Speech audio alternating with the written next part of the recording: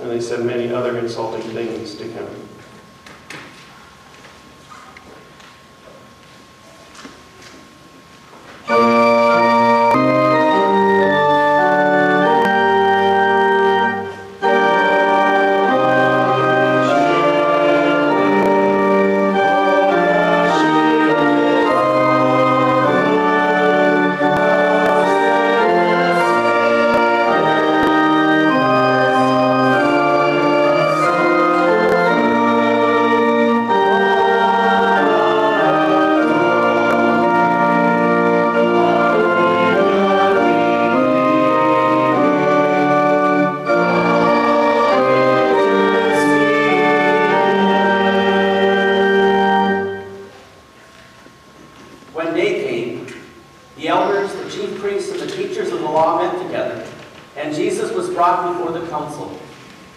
Tell us, they said, are you the Messiah?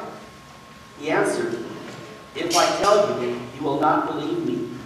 And if I ask you a question, you will not answer. But from now on, the Son of Man will be seated at the right side of Almighty God.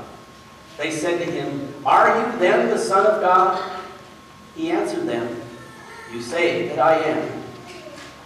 And they said, we don't need any witnesses. We ourselves have heard what he said. The whole group rose up and took Jesus before Pilate, where they began to accuse him. He caught this man leading our people, telling them not to pay the taxes to the emperor, and claiming that he himself is a Messiah, the king. Pilate asked him, are you the king of the Jews? So you say, answered Jesus. Then Pilate said to the chief priests and the crowds, I find no reason to condemn this man. But they insisted even more strongly. With his teaching, he started a riot among the people all through Judea. He began in Galilee and now has come here. When Pilate heard this, he asked, is this man a Galilean? When he learned that Jesus was from the region ruled by Herod, he sent him to Herod, who was also in Jerusalem at that time. Herod was very pleased when he saw Jesus, because he had heard much about him and been wanting to see him for a long time. He was hoping to see Jesus perform some miracle. So Herod asked Jesus many questions, but Jesus made no answer. The chief priests and the teachers of the law stepped forward and made strong accusations against Jesus. Herod and his soldiers made fun of Jesus and treated him with contempt.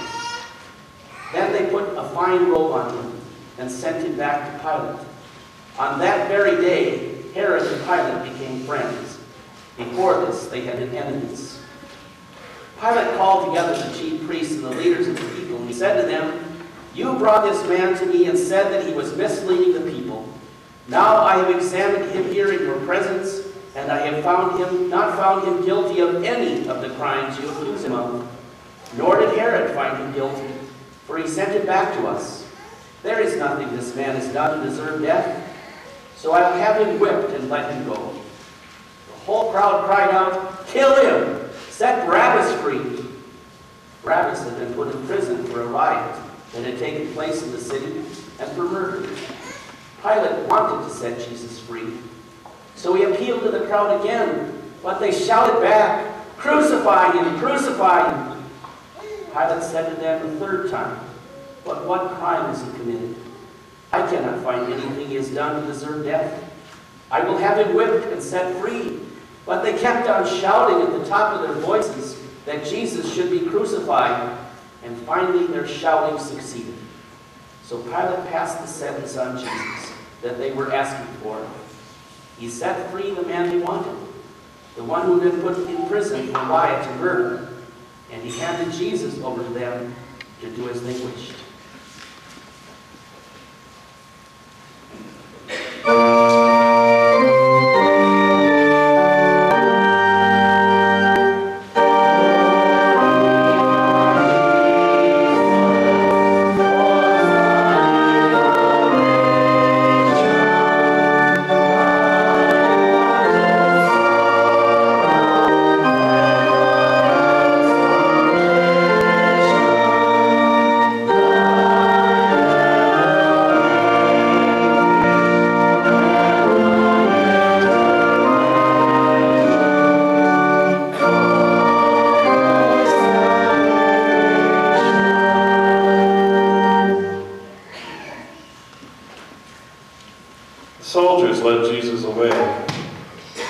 soon as they were going, they met a man from Cyrene named Simon, who was coming into the city from the country.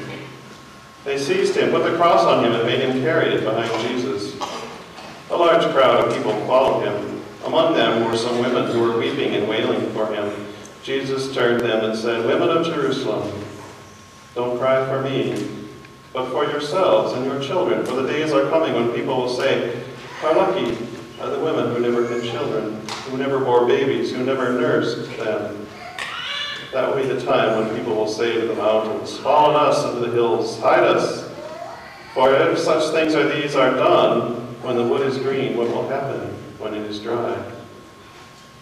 Two other men, both of them criminals, were also led out to be put to death with Jesus. When they came to the place called the Skull, they crucified Jesus there and the two criminals, one on his right and one on his left. Jesus said, "Forgive them, Father, for they do not know what they are doing." They divided his clothes among themselves by throwing dice. The people stood there watching while the Jewish leaders made fun of him. "He saved others. Let him save himself, if he is the Messiah, whom God has chosen." The soldiers also made fun of him. They came up to him and offered him cheap wine and said, "Save yourself if you are the King of the Jews."